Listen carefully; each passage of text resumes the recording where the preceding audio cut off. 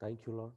పరిశుద్ధులైన తండ్రి, మహోన్నతులైన మా దేవ, ఈ యొక్క ఉదయకాల సమయమందు నీ సహాయం కోరి నీ పరిశుద్ధాత్మ దేవుని యొక్క నడిపింపు కోసం, నీ లేఖనాల యొక్క కాంతి కోసం ప్రభా నీ వద్దకు వస్తున్నాం. దయచేసి మమ్మల్ని కనికరించి నీ అత్యద్భుతమైనటువంటి కృపలో ప్రభా మమ్మల్ని తీసుకెళ్ళి నీ సత్యాలను ఉన్నదున్నట్టుగా ప్రభా మా ఆత్మలకు క్షేమాభివృద్ధి కలుగునట్లు నీ మీద ఇంకా మా ప్రేమ అభివృద్ధి పెరుగునట్లుగా ప్రభా ఈ లేఖనాలను వాడుకోమని వేడుకొంచున్నాం తండ్రి. నీకు అతి సమీపంగా జీవించడానికి ఈ లేఖనాలను మా జీవితంలో అన్వయించుకోవడానికి కృప చూపించమని వేడుకొంచున్నాను. నీ ప్రేమను, నీ సత్యాన్ని అర్థం చేసుకునే జ్ఞానాన్ని మీరు ఈ పాఠ్యభాగం ద్వారా మాకు అనుగ్రహింపచేస్తారని విశ్వసిస్తున్నాను. వింటున్న ప్రతి ఒక్కరిని మీరు జ్ఞాపకం చేసుకోండి ప్రభా. ఈ పాఠ్యభాగంలో వాళ్ళకు అర్థమైన విషయాలని మీరు ప్రేరేపించి ప్రభా వారితో కూడా మీరు మాట్లాడించమని వేడుకొంచున్నాం తండ్రి. ఎక్కడ నీ వాక్యానికి వ్యతిరేకమైన ఆలోచన చెప్పకుండా కృప చూపించండి. నేను మిస్ అయిన ప్రభా సహోదరి సహోదరుల ద్వారా మీరు గుర్తు చేయమని బ్రతిమలాడుకొంచు సమస్త మహిమ నీకే చెల్లిస్తూ ఈ పాఠ్య భాగాన్ని వింటున్న ప్రతి ఒక్కరిని నన్ను సంపూర్ణంగా నీ చేతులకు అప్పగించుకుంటూ యేసు దివ్య నామములో వేడుకొంచున్నాను పరలోకపు తండ్రి. ఆమేన్. దేవునామానికి మహిమ కలుగును గాక. మనం గత వారం స్థిరమైన సువార్త గురించి మనం చాలా విషయాలు నేర్చుకున్నాం. సో అందులో ప్రత్యేకించి మొదటి చివరి పాయింట్లు వదిలేస్తే 5 పాయింట్లు మనం స్థిరమైన సువార్త ఎలాంటిది, ఎంత అద్భుతంగా ఉంటుంది, అది ఎలా మార్చదగిన దానికి వీలు కాదు, అది ఎవరు ప్రకటించారు, ఎందుకు ప్రకటించారు, ఒకవేళ పరలోకం నుండి దూత వచ్చి ప్రకటించిన పౌలు వాళ్ళు ఎలా శాపగ్రస్తులు అవుతాడు అని ఎంత క్లియర్గా చెప్పడం మనం చూసాం. అయితే అదే స్థిరమైన సువార్త కొరకు ప్రత్యేకింపబడిన పౌలు గురించి మనం ఈ తర్వాత వచనాల్లో చూస్తాం.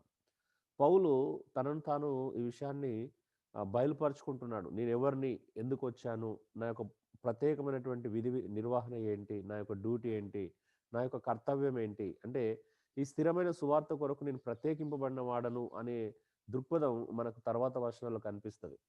ఎందుకు అనంటే సువార్త అనేది ఒక వ్యక్తి ఒక సత్యాన్ని ప్రకటిస్తున్నప్పుడు నీకు ఎవడు చెప్పాడు, నీకు ఎవడిచ్చాడు అధికారము, నువ్వు చెప్పింది సత్యం ఎలా తెలుసు, మాకంటే మాకంటే ముందున్న వాళ్ళకంటే నువ్వు గొప్ప. ఇప్పుడు ఈరోజు ఒకవేళ మనం బోధ చేస్తే ఇలాంటి ప్రశ్నలు మనకు ప్రాక్టికల్గా ఎదురవుతున్నాయి.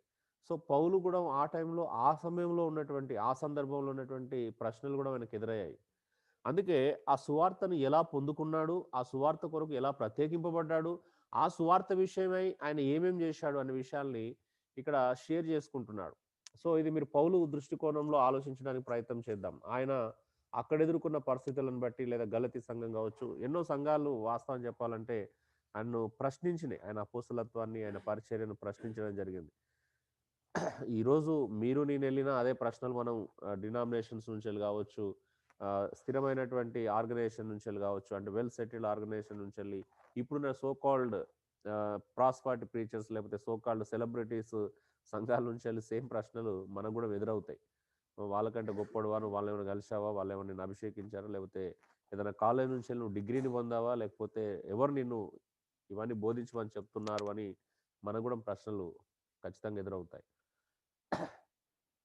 చూడండి, పౌలు ప్రకటించిన సువార్త మనం 11, 12 వచనాల్లో క్లియర్గా చూస్తున్నాం. ఇది ఆల్రెడీ మనకు ఫస్ట్ పార్ట్లో కొద్దిగా మనం ఫస్ట్ పార్ట్లో కూడా ఇది రిపీట్ అయింది, మళ్ళీ రిపీట్ అవుతుంది సార్. ఫస్ట్ పార్ట్లో కూడా చూసాము. ఏంటది? మనిషిని యోచన ప్రకారమైంది కాదు అండి. ఒక సువార్త మానవుని మేధస్సు నుంచెల్లో లేకపోతే మనిషి యొక్క ఆలోచన నుంచి పుట్టిన సువార్త నేను మీకు ప్రకటించలేదంటాడు. అవును, ఈరోజు మానవ మేధస్సు గొప్పదైపోయింది. మానవ మేధస్సు నుంచి ఎన్నో ఆలోచనలు పుడుతున్నాయి, ఎన్నో తలంపులు వస్తున్నాయి, ఎన్నో ప్రణాళికలు వేస్తున్నారు, ఎన్నో రకాలైనటువంటి విధి విధానాలు అంటే సమాజానికి, క్రైస్తవ సమాజానికి నేటి ప్రస్తుత క్రైస్తవులు అందిస్తూనే ఉన్నారు. అయితే సువార్త అనేది ఎప్పుడు కూడా ఒక మనిషిని యోచన ప్రకారంగా రాదు, ఒక మనిషిని ఒక ఆలోచన నుంచి పుట్టలేదు. పౌలు దాన్ని డిక్లరేషన్ చేస్తున్నాడు, దాన్ని ప్రకటిస్తున్నాడు. నేను ప్రకటించిన సువార్త మాత్రం మనిషిని యోచన ప్రకారమైంది కానే కాదు. ఒక మానవుని వల్ల నేను దాన్ని తీసుకోలేదు, ఒక మానవుని ఆలోచన నేను దాన్ని పెట్టలేదు అనే విషయాన్ని స్థిరంగా చెప్తున్నాడు. అంటే బోధించేవానికి, ప్రకటించేవానికి కాన్ఫిడెంట్ ఉండాలండి, ఈ అధికారం ఉండాలి, ఈ ధైర్యం ఉండాల. నేను నా సొంత ఆలోచనలు చెప్పట్లేదు. ఓకే, మనం కొన్ని చెప్పినప్పుడు 1, 2 మిస్టేక్ అయి ఉండొచ్చు, కానీ ఒక సత్యాన్ని మనం అంత ప్రకటబందీగా అంత స్థిరంగా చెప్పాలి అంటే నిజంగా మనం ఎంత మమేకం కావాలి, అంటే ఎంత లీనం కావాలి లేఖనాలతో, ఎంత అటాచ్మెంట్ ఉండాలి అనేది ఈ విషయం నేర్పిస్తుంది మనకి. అందుకే పౌలు తను ప్రకటించిన సువార్త గొప్పతనం గురించి, లేకపోతే అది ఎంత స్థిరమైందో చెప్తున్నాడు మళ్ళీ. రెండోది అంటున్నాడు, మనుషుని వల్ల నేను దానిని పొందలేదు. ఏ మనుషుడు దాన్ని నాకు అప్పగించలేదు. ఇది మనం లాస్ట్ వీక్ కూడా చూసాం. పౌలు అంటున్నాడు, అది పౌలుకి అది ఎవడు బోధింపలేదంట. నేను ఇంకొకరి దగ్గర అంటే నేను మీకు అందించింది సెకండ్ హ్యాండ్ ఇన్ఫర్మేషన్ కాదు. నేను ఒక వ్యక్తి దగ్గర నుంచి విని మీకు చెప్పట్లేదు అంటున్నాడు పౌలు. నిజమే, అపోస్తులకు ఉన్నటువంటి అధికారం అది. మనం మొదటి యోహాను పత్రికలో చూస్తాం, మేమైతే దేనైతే నిదానించి చూస్తామో, దేనైతే పట్టుకున్నామో, దేనైతే కనుగొంటామో, అంటే వాళ్ళు ప్రాక్టికల్ ఎక్స్పీరియన్సెస్ ఉన్న వాళ్ళంటే వీళ్ళంతా ఐ విట్నెస్, గాస్పల్కి సువార్తకు ఐ విట్నెస్. ఈరోజు మనం చెప్పలేము ఈ మాట. పౌలు చెప్పినటువంటి మాటను మనం చెప్పలేం. కానీ పౌలు చెప్పినటువంటి ఇదే మాటను మనం ఎలా చెప్పగలుగుతాం అంటే, ఈ లేఖనం ప్రకారం మాత్రం ఇది సత్యం అని లేఖనాన్ని మళ్ళీ ఆధారం చేసుకొని చెప్పగలుగుతాం మనం. అంటే మనం కూడా అధికారికంగా మాట్లాడగలుగుతాం. ఎప్పుడు అని అంటే ఈ లేఖనాన్ని ముందు పెట్టి ఈ లేఖనం ప్రకారం అని చెప్పగలుగుతాం. కానీ పౌలు అంటున్నాడు, అంటే పౌలు వాళ్ళు అందుకున్నప్పుడు నిజంగానే వాళ్ళకు డైరెక్ట్ రివల్యూషన్ అనేది మనం చూస్తాం. నేను అందుకని పౌలు అది ఎవడు నాకు బోధింపలేదు, నేను ఎవరి దగ్గర నేర్చుకున్నది కాదు, నేను విన్నది కాదు అని చెప్తున్నాడు. రెండోది ఏమంటుంది, ఆయన క్లియర్గా చెప్తున్నాడు. మరి ఎలా వచ్చింది డౌట్ వస్తుంది, మరి నీకు ఎవరు చెప్పారు ఈ సత్యాన్ని? అందుకని యేసుక్రీస్తు బయలుపరచడం వల్లే అది నాకు లభించింది. డైరెక్ట్‌గా, నేరుగా యేసుక్రీస్తే నాకు ఈ సువార్తను అందించాడు. ఎంత అద్భుతమైన విషయం చూడండి. నేను ఏ మనుషుని సంప్రదించలేదు, లేకపోతే ఏ మానవుని దగ్గరికి నేను వెళ్ళలేదు. నాకు స్వయంగా ప్రభువైన యేసుక్రీస్తే ఈ సత్యాన్ని నేర్పించాడు. నాకు స్వయంగా ప్రభువైన యేసుక్రీస్తే ఈ సత్యాన్ని బోధించాడు. ఈ సత్యాన్ని బయలుపరిచాడు అనే విషయాన్ని పౌలు క్లియర్‌గా చెప్తున్నాడు. అంత కాన్ఫిడెంట్‌గా చెప్తున్నాడు నాకు ఇది ఎలా వచ్చిందనేది. సో, నిజంగా ఒక సువార్త బాధ్యత అప్పగించబడిన వాటికంటే ఇప్పుడు నేను గవర్నమెంట్ నుంచి ఒక అధికారిగా వచ్చినప్పుడు నాకు ఖచ్చితంగా ఒక సర్టిఫికేట్ ఉంటది. అదిగో నన్ను గవర్నమెంట్ పంపించిందని చెప్పడానికి. అది లేనప్పుడు మనం తడబడాల్సొస్తది. నువ్వు ఎక్కడి నుండి వచ్చినావంటే, నేను గవర్నమెంట్ నుంచెళ్ళి వచ్చాను. రాకపోయినా అలా అబద్ధం ఆడితే అక్కడ ఖచ్చితంగా మనం తడబడతాం. ఒక అధికారి ఎలా ప్రదర్శిస్తాడు ఒక అధికారాన్ని, నేను ఇక్కడి నుంచెళ్ళి నేను ఈ అఫీషియల్ అంటే ఇక్కడి నుంచెళ్ళి వచ్చాను నేను అనేది మనం చూడొచ్చు. సో, పౌలు నిజంగా అంత అధికారికంగా చెప్తున్నాడు. నేను యేసుక్రీస్తు వల్లనే నేను పొందుకున్నాను. నాకు యేసుక్రీస్తే బయలుపరిచాడు. యేసుక్రీస్తే రివీల్ చేశాడు. యేసుక్రీస్తే నాకు ఆ సత్యాన్ని అనుగ్రహింపజేశాడు అనేటువంటి క్లారిటీ పౌలు ఇక్కడ వివరించడం మనం చూస్తున్నాం. అందుకే పౌలు ప్రకటించిన సువార్త అని పేరు. నేను ప్రకటించిన సువార్త అంటున్నాడు దాన్ని. నేను ప్రకటించిన సువార్త. ఒకవేళ ఆ మాట ఆయనకు అధికారం ఉంది కాబట్టి ఆ మాట చెప్తున్నాడు. ఈ కాలంలో ఎవరైనా అలా మాట్లాడితే మనకు చాలా ప్రశ్నలొస్తాయి. చాలా డౌట్స్ వస్తాయి. నేను ప్రకటించిన సువార్త. అందుకే ఆయన క్లియర్‌గా చెప్తున్నాడు. నేను ప్రకటించిన సువార్త అనేది. రెండోది ఆయన ప్రకటించిన సువార్త గురించి చెప్పిన తర్వాత తన పూర్వపు స్థితి గురించి ఆయన వివరించాల్సిన పరిస్థితి ఏర్పడింది. మీకు అందరికి తెలుసు. ఎందుకంటే ఆయన యూదుల మధ్యలో పేరు పొందినటువంటి వ్యక్తి ఆయన. యూదుల మధ్యలో, సమాజం మధ్యలో ఆయనకు ఉన్నటువంటి గుర్తింపు అనేది ఒకటి ఉంది ఆయనకి. సో, అది ఆయన గురించి వినే ఉంటారు.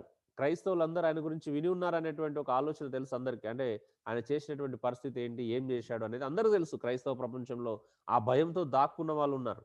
సో, 2 విషయాలు ఆయన పౌలు యొక్క పూర్వ స్థితి గురించి ఆయనే వివరించుకుంటున్నాడు. ఒకటి, నేను పూర్వము యూదా మతస్థుడనై ఉన్నాను. మీ అందరికి తెలుసు. మతం అనేది అందులో యూదా మతానికి ఉన్నటువంటి ప్రత్యేకత, అందులో పుట్టడము లేకపోతే దాంట్లో గర్వించే విధానం మనందరికి తెలుసు. ఎలా గర్విస్తారు అనేది. సో, యూదా మతానికి ఒక ప్రత్యేకమైన గుర్తింపు, ప్రత్యేకమైన గొప్పతనం, ప్రత్యేకమైన విలువ ఉంది కాబట్టే ఆ పౌలు తన స్థితి గురించి ఇక్కడ మెన్షన్ చేస్తున్నాడు మనం చూడొచ్చు.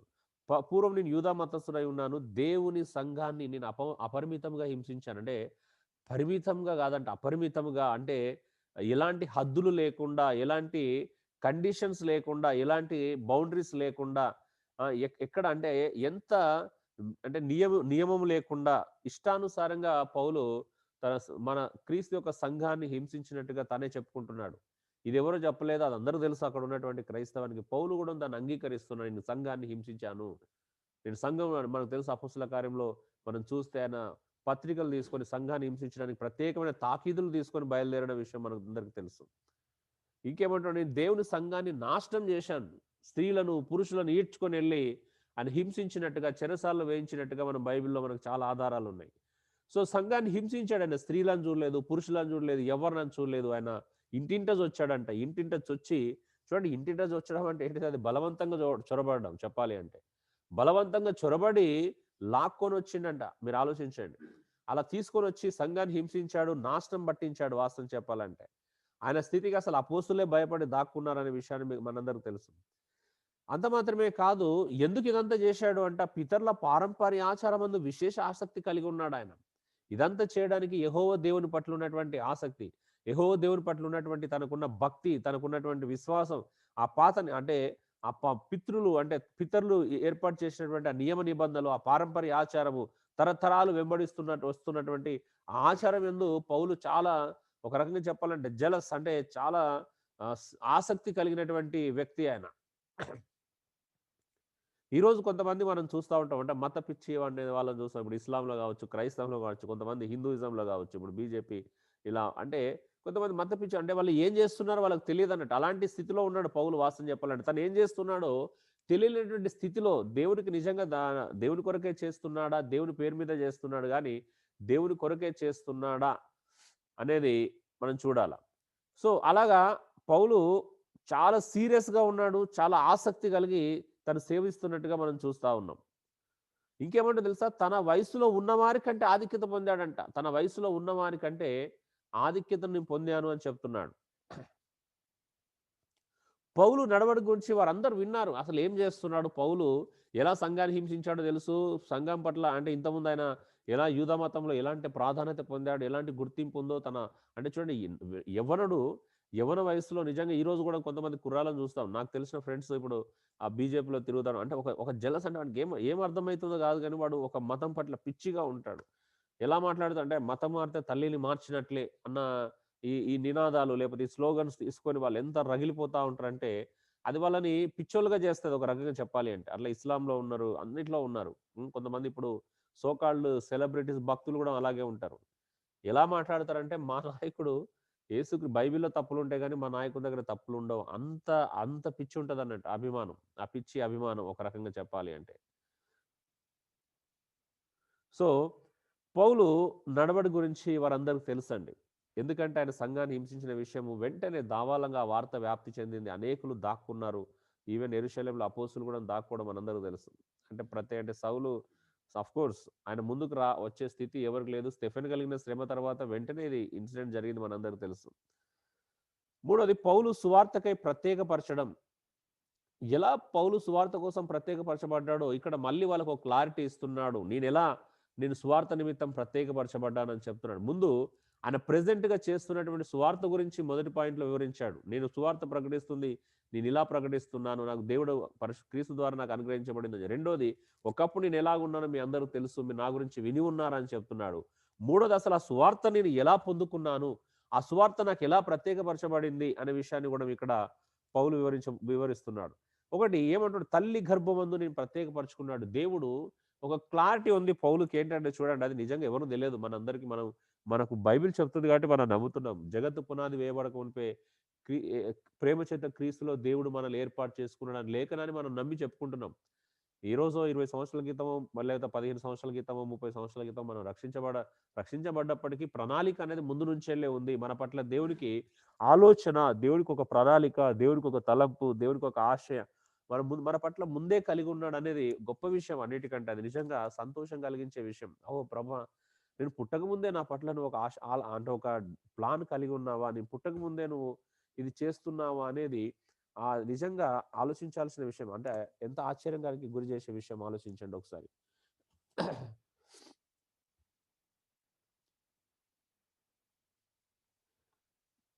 సో, పౌలు గూడా అదే చెప్తున్నాడు. దేవుడు నన్ను తల్లి గర్భమందున్నప్పుడే ప్రత్యేకపరుచుకున్నాడు అనేటువంటి క్లారిటీ పౌలు కలిగి ఉన్నాడు. తనకు ఆ నమ్మకం ఉంది.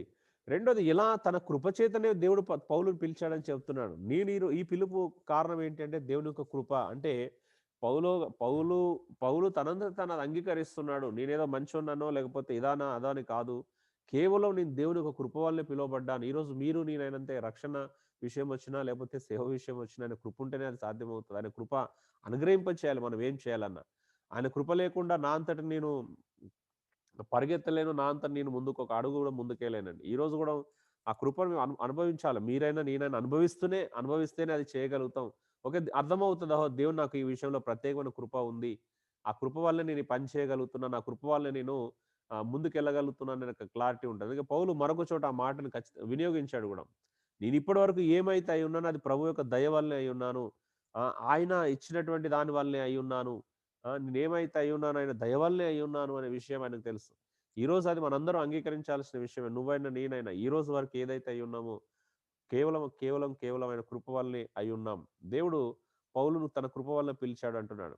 ఎందుకు పిలిచాడంట? అన్యజనులలో దేవుని కుమారుని ప్రకటించుటకు. దేవుడు ఒక వ్యక్తిని ఎన్నుకున్నాడంటే ఒక పర్పస్ ఉంటదండి. పౌలుకి అది అర్థమైంది. ఏమర్థమైంది? దేవుడు నన్ను తల్లి గర్భమందు ప్రత్యేకపరుచుకున్నాడు. దేవుడు కృపచేత నన్ను పిలిచాడు. ఎందుకు నన్ను పిలిచాడు అంటే, అన్యజనుల్లో దేవుని యొక్క కుమారుని ప్రకటించడానికి నన్ను పిలిచాడు అనే క్లారిటీ పౌలుకుంది. ఈరోజు నిజంగా సంఘంగా మీరు మీరు మీ మీ పిలుపుని గుర్తించారా? మీకంటూ ఒక బాధ్యత దేవుడు అప్పగించాడు. మీకంటూ ఒక ప్రత్యేకమైనటువంటి బర్డెన్ అంటే లేదా ప్రత్యేకమైనటువంటి రెస్పాన్సిబిలిటీ అనేది మీకుంది అనేది నిజంగా ఎంతమంది ఈరోజు గ్రహించారు? దేవుడు ఊరికేనే నిన్ను పిలుచుకున్నాడా? ఊరికేనే నిన్ను రక్షించుకున్నాడా? ఊరికేనే ఏదో సరదాగా, సంతోషంగా ఇక్కడ గడపాలనే ఉద్దేశ్యం కలిగి ఉన్నాడా? లేకపోతే నీ పట్ల ఒక ప్రత్యేకమైన ప్రణాళిక పౌలుకొక్కనికే కాదండి. ప్రతి క్రైస్తవుని పట్ల, ప్రతి విశ్వాసి పట్ల దేవునికంటే ఒక ప్రత్యేకత కలిగి ఉంటది. పౌలంతటి పరిచర్య మనం పొందుకోకపోవచ్చు. పౌల్లాగా నేరుగా డైరెక్ట్ రివల్యూషన్ మనకు లేకపోవచ్చు. పౌల్లాగా ఒక ప్రత్యేకమైన పని మీద పంపబడకపోవచ్చు. అయినప్పటికీ నీకు నాకు ఖచ్చితంగా ఒక ప్రత్యేకమైన పని ఉన్నది. రఘు అంటూనే ఉన్నాడు. అంటే ఎవరు ప్రేరేపించబడిన వాళ్ళు సంఘంలో మనం చేయాలి. నీకంటూ ఖచ్చితంగా ఒక బాధ్యత ఉంటది. నీకంటే ఖచ్చితంగా ఒక పని ఉంటుంది సంఘంలో అనేది నువ్వు గుర్తించావు అసలు. మనం డే 1 నుంచెళ్ళి చర్చ్ అంటేనే మనం అవయవాలం అని నేర్చుకున్నాం. మరి అవయవం అంటే నువ్వు అందులో ఏ అవయవం నువ్వు గుర్తుపట్టావా? ఆ! నువ్వు ఏ అవయవంగా సంఘంలో క్షేమాభివృద్ధి కలిగించగలవు అనే విషయాన్ని నువ్వు రికగ్నైజ్ చేయకపోతే ఇంకా నీకు అర్థం కాలేదు అసలు దేవుని ప్రణాళిక నీకు అర్థం కాలేదనే విషయం అర్థం. ఈవెన్ నువ్వు బర్డెన్ ప్యాషన్ ఇంతకుముందు ప్రార్థనలు సహోదరులు చెప్పినట్టుగా సువార్త ప్రకటించాలి, ఇతరులకి సత్యాన్ని అందించాలి, ఈ ఆశ నీ లోపల ఈ డిజైర్ లేదు. నేను మాత్రం బాగుంటే చాలు, నేను ఇవన్నీ చేయను అని ఒకవేళ అలాంటి తలంపుల మధ్యలో ఎవరైనా ఉంటే ఆలోచించండి, బయటికి రావడానికి ప్రయత్నం చేయండి. మీ మీ పట్ల దేవుని యొక్క విజన్‌ని మీరు ఆ చీకట్లో, ఆ 4 గోడల మధ్యలో బంధించకండి. దేవుడు మిమ్మల్ని ఎక్కడికైనా తీసుకెళ్ళాలనుకుంటే బయలుదేరడానికి సిద్ధంగా ఉండండి. దేవుడు మిమ్మల్ని మూవ్ చేయాలనుకుంటే మూవ్ కండి దయచేసి. ఎందుకంటే ఏ సంఘమైనా సుచిద్ర సంఘం అంటే అందులో 4 గోడల మధ్యలో ఎవరుండాలని ఇక్కడ కోరుకునే వాళ్ళు ఎవరు లేరు. మీరు దేవుని నిమిత్తం వాడబడితే అంతకంటే గొప్ప సంతోషం కలిగించే విషయం లేదు. కాకపోతే అది యథార్థంగా మనల్ని మనం కాపాడుకుంటూ ఆహ్, ఆహ్, ముందుకెళ్ళడం అనేది చాలా ప్రాముఖ్యమైనటువంటి విషయం. సో, దేవుని పిలుపుకు మిమ్మల్ని అడ్డుపెట్టడానికి సంఘంలో ఎవరు మిమ్మల్ని అడ్డుపెట్టరండి. మీరు నిజంగా మీ అది పార్ట్ టైమా? ఫుల్ టైమా? లేకపోతే ఉద్యోగం చేస్తున్నామా? ఉద్యోగం మానేసి చేస్తున్నామా? అనేది సెకండరీ విషయం అది. సో, ఉద్యోగం మానేసి చేయాల్సిన పరిస్థితి ఎదురైనప్పుడు అది మీకు అర్థమవుతది. అప్పుడు మానేస్తే వేరుంటది. కానీ ఇప్పుడు ఉద్యోగాలు ఎవరు మానేయాల్సిన అవసరం లేదు. ఉద్యోగాలు వదిలేయాల్సిన అవసరం లేదు. మీరు ఉన్న పలంగానే ఉన్న చోటు నుంచెల్లే మీ కర్తవ్యం ఏంటి? మీరేం చేస్తున్నారు? కేవలం మీరు ఆఫీస్‌కెళ్ళి వచ్చి ఆదివారం కలుసుకుంటేనే మీ బాధ్యత అనుకుంటే అది మీరు పొరపాటు పడినట్టే. కావాలంటే మీరు టెస్ట్ చేసుకోండి. మిమ్మల్ని మీరు పరిశీలించుకోండి. పౌలుకు ఒక క్లారిటీ ఉంది. నేను అన్ని జనుల్లో దేవుని సువార్తను ప్రకటించి దేవుని కుమారుని ప్రకటించడానికి నేను ప్రత్యేకించబడ్డాను. జగత్తు పునాది వేయబడక మునుపే క్రీస్తు చేత దేవుడు మనల్ని ఏర్పాటు చేసుకున్నాడంటే ఒక ప్రణాళిక ఉంటేనే గదా! ఒక ఆలోచన ఉంటేనే గదా! దేవుడికొక ఆహ్, దేవునికొక ఆలోచన విధానం మన పట్ల కలిగి ఉన్నాడనే విషయాన్ని మీరు అర్థం చేసుకోవాలి. ఎందుకంటే వి ఆర్ యూనిక్ పీపుల్ అండి. నువ్వు వేరు, నేను వేరు. మనమందరం ఒకటి కాదు. ఎవ్వరికి వారు మనం ప్రత్యేకించబడిన వాళ్ళం. ఎవ్వరికి వారు ప్రత్యేకబడిన వాళ్ళం. ప్రతి అవయవం ఇంకొక అవయవానికి ప్రత్యేకించబడిందంటాడు. ప్రతిది ప్రత్యేకమే. నువ్వు ప్రత్యేకమే. నేను ప్రత్యేకమే. నాలా నువ్వు ఉండలేవు. నీలా నేను ఉండలేను. మీలా నేను ఎవరిలా ఉండలేను వాస్తవం చెప్పాలి అంటే. నేను చాలా సార్లు ఆలోచించాను. మీలో మీలో ఒక్కరిలా గూడా నేను ఎప్పటికి ఉండలేను. ఎందుకంటే మీరందరూ యూనిక్ పీపుల్. నేను యూనిక్ పీపుల్. నాలాగా మీరు ఉండలేరు. సో, అది అర్థం జేసుకోవాలండి. అన్యజనులలో దేవుని కుమారుని ప్రకటించుటకు పౌలు ఒక ప్రత్యేకమైనటువంటి బాధ్యతను కలిగి ఉన్నాడు. ఈరోజు నశించున్నటువంటి వ్యక్తుల పట్ల నువ్వు ఏం బాధ్యత నిర్వర్తిస్తున్నావు? సత్యాన్ని అందిస్తున్నావా? సువార్తను డేర్‌గా నువ్వు డైరెక్ట్‌గా చెప్తున్నావా? ఇండైరెక్ట్‌గా చెప్తున్నావా? ఎలా చెప్తున్నావు అనేది పాయింట్ కాదు. నిజంగా ఆ పార్ట్‌లో నువ్వు ఎంత పార్టిసిపేట్ చేస్తున్నావు? ఎంతగా నీ వంతు బాధ్యతను నువ్వు నిర్వర్తిస్తున్నావు? సో, ఆలోచించండి. ఈరోజు నిజంగా మనము ఒక స్థితికి అలవాటు పడిపోతే మాత్రం రైట్ కాదండి. దేవుని యొక్క దృష్టిని, దేవుని యొక్క విజన్‌ని దేవుడు నీ పట్ల కలిగి ఉన్నటువంటి ఆ ప్రణాళికను అర్థం చేసుకోవడానికి ప్రయత్నం చేయాలి. నెక్స్ట్ క్రీస్తును పౌలునందు బయలుపరచుటకంట. ఎక్కడి నుంచెల్లి దేవుడు బయలుపరచుకున్నాడు? పౌలుకు చెప్తున్నాడు. నీ యందు నేను క్రీస్తును బయలుపరచుకున్నా. దేవుడు చెప్తున్నాడు. నీ నుంచెల్లి నేను క్రీస్తుని చూపిస్తాను. క్రీస్తు నీ ద్వారా నేను బయలుపరుస్తాను. ఇతరులకు అందిస్తాను అంటున్నాడు. నిజమే, ఈరోజు అది మనందరి బాధ్యత కూడా. క్రీస్తును మనం బయలుపరిచే విధంగా ఉన్నాం. మన నుండి క్రీస్తుని ఇతరులు తెలుసుకునే విధంగా మన నుండి క్రీస్తును మనం ఇతరులకు బయలుపరుస్తున్నామా? ఆలోచించండి ఒకసారి. నిజంగా క్రీస్తును మనం రిప్రజెంట్ చేయగలుగుతున్నాం మన జీవితాల ద్వారా, మన ప్రవర్తన ద్వారా, ఇంకా వర్బల్‌గా, నాన్ వర్బల్‌గా, మన క్రియల ద్వారా అన్ని రకాలుగా మనం క్రీస్తును బయలుపరుస్తున్నాం, మనం చూపించగలుగుతున్నాం. ఈరోజు క్రైస్తవ ప్రపంచంలో కొదువగా ఉన్న వ్యక్తి ఎవరైనా ఉన్నారంటే 100% క్రీస్తే అండి. క్రీస్తుని చూపించే వాళ్ళ వారి సంఖ్య చాలా తక్కువగా ఉంది. క్రీస్తుని రిప్రజెంట్ చేసే వారి సంఖ్య చాలా తక్కువగా ఉంది. క్రీస్తుని ఇతరులకి బయలుపరిచే వారి యొక్క సంఖ్య చాలా తక్కువగా ఉంది. సో, ఎవరికి వారము మంచి కంఫర్ట్ జోన్‌లోకెళ్ళడానికి ప్రయత్నం చేయకండి. అబ్బా! ఉద్యోగం జేసుకోవాలి, ఆదివారం సంఘాన్ని కలిస్తే సహోదరులను కలిసి కొంచెం మనకు మనం బలపరచబడితే చాలు అని ఆలోచించి బయటికి రండి. మనం ఇతరులను బయలుపరచాలి. ఇతరుల కోసం జీవించడానికి, ఇతరుల కోసం ఇంకా ఎక్కువ, ఇంకా ఎక్కువగా, ఇంకెక్కువగా ఏం చేయగలుగుతాం? మనల్ని మనం త్యాగం చేసుకొని, మన సమయాన్ని ఎలా వెచ్చించగలుగుతామని ఆలోచించండి. ఆఫ్‌కోర్స్ దాంట్లోనే మనకు క్షేమం దాగి ఉన్నది. ఇతరుల కోసం బ్రతకడంలోనే నీ క్షేమం ఉంది. ఇతరుల కోసం నువ్వు జీవించడంలోనే నీ ఆత్మీయ అభివృద్ధి ఉంది. ఇతరుల కోసం నువ్వు నిలబడడంలోనే నీ ఆత్మీయ మేలు ఉన్నదనే సత్యాన్ని కూడా మనం గ్రహించాల. ఎందుకంటే అది మనం రిలీజియస్‌గా ఎళ్తే అది వేరు. మనం రిలీజియస్‌గా ఎళ్ళడం గురించి ఇక్కడ మాట్లాడట్లేదు. సత్యాన్ని ఉన్నదున్నట్టుగా నువ్వు ప్రకటిస్తూ, నువ్వు జీలు కలిగి, నువ్వు దాన్ని అనుభవిస్తూ, అన్వయించుకుంటూ నువ్వు ముందుకెళ్ళినప్పుడు దానివల్ల నీకు నష్టం జరగదు. కానీ క్యారెక్టర్‌ని పక్కన పెట్టి, పర్సనల్ విషయాలు పక్కన పెట్టి, కుటుంబాన్ని పక్కన పెట్టి, సేవ చేయాలని తిరుగుతారు చూసినావా? వాళ్ళ వల్ల అది రిలీజియస్‌గా ఎళ్ళిపోతుంది తప్పించి, మేము మనం కలిసి నిజంగా మన బాధ్యత మనం సక్రమంగా నిర్వర్తించుకుంటూ క్రీస్తును బయటకు తీసుకెళ్లడం ద్వారా మనకు మేలు జరుగుతది గానీ నష్టం జరగదు. కేవలం మీ బాధ్యతల్ని స్కిప్ కొట్టేసి సువార్త పిచ్చి మీద తిరిగితే మాత్రం ఖచ్చితంగా అది ఫలించదు.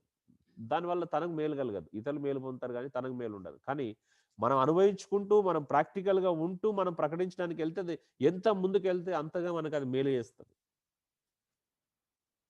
సో, కాబట్టి ఆలోచించండి. పౌలును దేవుడు ప్రత్యేకపరచుకున్నాడంట. క్రీస్తును పౌలునందు బయలుపరచాలనుకున్నాడంట. క్రీస్తును నీకు నాకు వేరుగా దేవుడు ఇక్కడ భూమి మీద చూపించాలనుకోడండి. నువ్వు నేనే క్రీస్తును బయలుపరచాల్సింది. నువ్వు నేనే క్రీస్తును చూపించాల్సింది ఇతరులకి. క్రీస్తు ఒకరోజు తన శిష్యులతో మాట్లాడుతున్నాడు. నేను తండ్రి ఏకమై ఉన్నామని చెప్తూనే ఉన్నాడు. అంటే దాని ముందే శిష్యులొచ్చి కొంతమంది వేరే దేశస్తులు నేను చూడాలని వచ్చినానంటే ప్రభు ఇది చెప్తున్నాడు. నేను తండ్రి ఏకమై ఉన్నాం. అంటే నిజంగా క్రీస్తును ఎవరైనా చూపించాలనుకుంటే అక్కడి నుంచెల్లి చూపించాలా. మళ్ళీ ఇక్కడికి తీసుకురాకూడదు. రండి నేను క్రీస్తును పరిచయం చేపిస్తా అని ఇంకో చోటు లేదు నీకు క్రీస్తును పరిచయం చేపించడానికి. నువ్వే. నీ లోపల నుంచెల్లి ఉన్న క్రీస్తునే నువ్వు ఇతరులకు పరిచయం చేపించగలగాలి. మనలో ఉన్న క్రీస్తునే పరిచయం చేయించాలి. ఎక్కడో క్రీస్తు మరొక చోట ఉన్నాడని ప్రత్యేకంగా తీసుకెళ్లాల్సిన అవసరం క్రైస్తవులకు లేదండి.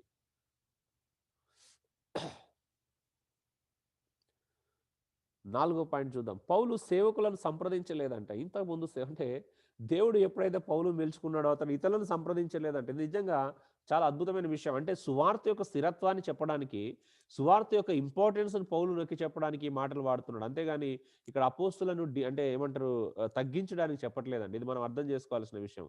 పౌలునో లేకపోతే పేతురును గాని, ఇతర అపోస్తులని పౌలు ఇక్కడ డిగ్రేడ్ చేయడానికి ప్రయత్నం చేయట్లేదు గానీ సువార్తను హైలైట్ చేయడానికి. ఒకవేళ మనం ఒక కోణంలో చూస్తే అబ్బో! పౌలు మరీ అహంకారిలాగా ఉన్నాడు. పౌలు మరీ టూ మచ్‌గా బిహేవ్ చేస్తున్నాడు. అపోస్తులని లెక్క చేయట్లేదు. అపోస్తులను చాలా చిన్న చూపు చూస్తున్నాడు అన్న దృక్పథం ఇక్కడ కనబడదు. పౌలు యొక్క ఉద్దేశ్యం ఏంటి అంటే అంటే గాస్పెల్ సెంటర్డ్‌గా మాట్లాడుతున్నాడు. అపోస్తులను తక్కువ చేసి మాట్లాడట్లేదు. ఏమంటున్నాడో చూద్దాం ఆయన మాటల్లోనే. పౌలు క్రీస్తును ఎదుర్కొన్న తర్వాత జరిగిన సంఘటన ఇది. ఏ మనుషుల్ని నేను సంప్రదించలేదంటున్నాడు. అంటే ఏ విషయంలో సంప్రదించలేదు? సువార్త సత్యం విషయంలో. దేవుడు అనుగ్రహించినటువంటి, దేవుడు తనకు బయలుపరచబడినటువంటి సత్యం విషయంలో మనుషులను సంప్రదించాల్సిన అవసరం తనకు లేదు. ఇది వాస్తవమా? కాదా? లేకపోతే రైటా? రాంగా? అని తెలుసుకోవాల్సిన అవసరం లేదు ఆయనకి. ఆ విషయం చెప్తున్నాడు ఇక్కడ. ఏ మనుషులను నేను సంప్రదించలేదు. అందుకంటే ముందున్న అపోస్తుల వద్ద కూడా నేను వెళ్ళలేదు. తనకంటే ముందుగా ఉన్నటువంటి అపోస్తులంటే మనందరికీ తెలుసు. 12 మంది అపోస్తుల దగ్గరికి పౌలు వెళ్ళలేదంట. పౌలుకు సువార్త సత్యం బయలుపరచబడిన తర్వాత స్వయంగా యేసుక్రీస్తే తనకు అనుగ్రహింపజేసిన తర్వాత ఇంకా ఆయనకు అనుమానం అవసరం లేదు. ఇంకా మనుషుల దగ్గర దాని గురించి ఎంక్వైరీ చేయాల్సిన అవసరం లేదనే విషయాన్ని ఇక్కడ నొక్కి చెప్తున్నాడు. కొంతమంది ఏమనుకుంటారంటే ఇక్కడ పౌలు అపోస్తులను తగ్గిస్తున్నాడేమో. ఒకసారి అంటాడు నేను ఈ అపోస్తుల కంటే నేను ఏమాత్రం తక్కువ వాడని కాదంటాడు. అక్కడ ఆయన గర్వాన్ని ప్రదర్శించట్లేదు. ఇక్కడ కూడా అపోస్తులను తగ్గించట్లేదు ఇక్కడ. ఆయన డిగ్రేడ్ చేసి మాట్లాడట్లేదు. కానీ తనకు సువార్త ఏ స్థాయిలో అనుగ్రహించబడింది, ఎలా ప్రత్యేకించబడ్డాడు అనే విషయాన్ని పౌలు చెప్తున్నాడు. అంటే అందుకే అంటున్నాడు. నేను వెంటనే అరేబియా దేశానికి వెళ్ళాను. అసలు ఎవరిని సంప్రదించలేదు. దానికి ఒక సాక్ష్యం ఉంది. నేను ఏ అపోస్తుల దగ్గరికి వెళ్ళాను, రక్షించబడిన వెంటనే మీరు అపోస్తుల కార్యం 9వ అధ్యాయంలో చూస్తే కూడా క్లియర్‌గా ఉంటది. ఆయన వెంటనే పౌలు దమస్కు నుంచి వెళ్లి డైరెక్ట్‌గా నేరుగా అరేబియా దేశానికి వెళ్ళినట్టుగా మనం చూస్తాం. దమస్కులో పౌలు ఎన్‌కౌంటర్ అయ్యాడు యేసుక్రీస్తుతో. ఎన్‌కౌంటర్ అయిన తర్వాత అననీయ వచ్చి ఆయనకు ప్రార్థన చేసి అతన్ని స్వస్థపరిచి రాత్రి ఆయన బాప్తిజం తీసుకున్న తర్వాత ఇంక అక్కడ లేడు పౌలు. వెంటనే ఎక్కడికి వెళ్ళిపోయాడంటే ఆయన అరేబియా దేశానికి వెళ్ళిపోయినట్టుగా మనం చూస్తాం. మరి తిరిగి దమస్కు పట్టణానికి తిరిగొచ్చాడు. ఎక్కడి నుండి? ఆయన దమస్కు నుండి అరేబియా దేశానికెళ్ళాడు. అరేబియాలో 3 సంవత్సరాలు తలదాచుకున్నాడు. 3 సంవత్సరాల తర్వాత మళ్ళీ తిరిగి ఆయన దమస్కుకు వచ్చినట్టుగానే చెప్తున్నాడు. ఇది క్లారిటీ. ఎందుకంటే ఎక్కడున్నాను? ఈ ప్రాంతం, ఈ సమయం అంతా నేను ఇక్కడ గడిపాను. ఏ అపోస్తుల దగ్గరికి నేనెళ్ళలేదు అంటున్నాడు. నేను సువార్తను ఆరంభించిన తర్వాత, అనేకులను ప్రేరేపించబడిన తర్వాత 3 సంవత్సరాల తర్వాత ఆయన అపోస్తులను కలిసినట్టుగా చెప్తున్నాడు. అంటే చూడండి. అది కూడా 3 సంవత్సరాల్లో చూద్దాం ముందు. సో, ఈరోజు మనం ఎవరినైనా సంప్రదిస్తాం. ఒక సత్యము అంటే మన విషయం వేరండి. మనం ఎందుకంటే మనం సంప్రదించాల్సొస్తది. మనం నేర్చుకుంటుంది సత్యమా కాదా అనేది మనం ఖచ్చితంగా డిస్కషన్ చేసుకోవాల్సొస్తది. ఎందుకనంటే మనకు రివల్యూషన్ లేదు. డైరెక్ట్ రివల్యూషన్ అనేది లేదు. వాక్యాన్ని మనం చూడాలి కాబట్టి, వాక్యాన్ని పరిశీలించాలి కాబట్టి, పౌలు ఎవరిని సంప్రదించలేదు కాబట్టి, నేను కూడా ఎవరిని సంప్రదించను, నాకు నచ్చినట్టు నేను చేస్తాననడానికి లేదు. మనం ఖచ్చితంగా డిస్కషన్ చేసుకోవాలి. మనం ఖచ్చితంగా ఆలోచన చేయాలి. ఏ విషయం సంప్రదించాల్సిన అవసరం లేదంటే, నిజంగా దేవుడు మిమ్మల్ని ఒక ప్రాంతం నుంచి మరొక ప్రాంతానికి మూవ్ చేస్తున్నాడనే క్లారిటీ మీకుంటే మీరు ఎవరిని అడగాల్సిన అవసరం లేదు. లేదా మీరు దేవుడు సువార్త ప్రకటించడానికో, లేకపోతే ఇంకో పని చేయడానికో దేవుడే మిమ్మల్ని నడిపిస్తున్నాడనేటువంటి ఆ దృఢ నిశ్చయం, ఆ సంకల్పం, లేకపోతే ఆ క్లారిటీ మీకున్నది అంటే మీరు మూవ్ కావచ్చు. సో, నేను కరీంనగర్ నుండి హైదరాబాద్ రావడానికి నాకు ఆ క్లారిటీ ఉంది. కొంతమంది దానికి సిల్లీగా తీసుకునే వాళ్ళు ఉంటారు. వాళ్ళతో నాకు ప్రాబ్లమ్ లేదు. ఎందుకంటే దేవుని యొక్క కాన్ఫిడెంట్ నాకు ఉన్నప్పుడు, దేవుడు నన్ను నడిపిస్తున్నాడనే నమ్మకం నా లోపల ఉన్నప్పుడు నేను ముందుకెళ్తున్నాను. సో, సమస్యలను బట్టో, కష్టాలను బట్టో వెనక్కి తీసుకోవాల్సిన అవసరం మనకుండదప్పుడు. మనంతట మనం నిర్ణయాలు తీసుకుంటే చిన్న కష్టం వచ్చినా, అరే! నేను తప్పు నిర్ణయం తీసుకున్నాను కావచ్చు, ఈ కష్టం అందుకే వచ్చిందేమో అని మన ఆలోచనలు డిఫరెంట్‌గా ఉంటాయి. కానీ దేవుని యొక్క క్లారిటీ, దేవుని యొక్క నడిపింపు మనకున్నప్పుడు మనం ఎవరికి సంప్రదించాల్సిన అవసరం లేదు. ఎవరి సలహా పాటించాల్సిన అవసరం ఉండదు. ఎందుకంటే అది కాలం జవాబు చెప్తది. దేవుడే మనల్ని నడిపించాడా? లేకపోతే సొంతగా మనంతట మనం డిసైడ్ అయ్యి వచ్చినామనేది. సో, పౌలు తను ఎవరిని సంప్రదించకుండా ఏం చేశాడో క్లియర్ చెప్తుంది. ఇంకా చూడండి దమస్కులో ఏం చేశాడు మరి? ఒక్కసారి చదవండి అపోస్తలుల కార్యం 9:19-22. ఏం చేశాడు దమస్కులో చూద్దాం. దమస్కులో నేర్చుకున్నాడా? కేవలం దేవునితోనే గడిపాడా? ఇంకేమైనా చేశాడా? ఒక్కసారి అపోస్తలుల కార్యం 9:19-22 వచనాలు గమనిస్తే మీకు దమస్కులో పౌలు ఏం చేశాడో అర్థమవుతుంది.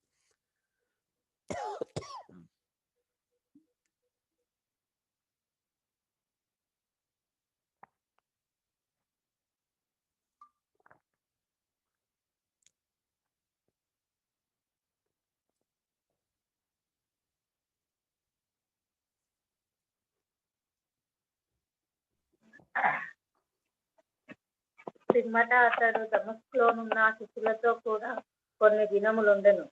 వెంటనే సమాజ మందిరములలో యేసే దేవుని కుమారుడని ఆయనను గూర్చి ప్రకటించుచూ వచ్చెను. వినిన వారందరూ విభ్రాంతి నుండి యెరూషలేములో ఈ నామమును బట్టి ప్రార్థన చేయు వారిని నాశనము చేసిన వాడతడే కాడా, వారిని బంధించి ప్రధాన యాజకుల యొద్దకు కొనిపోవుటకు ఇక్కడికి కూడా వచ్చి ఉన్నాడని చెప్పుకొనేది. అయితే పౌలు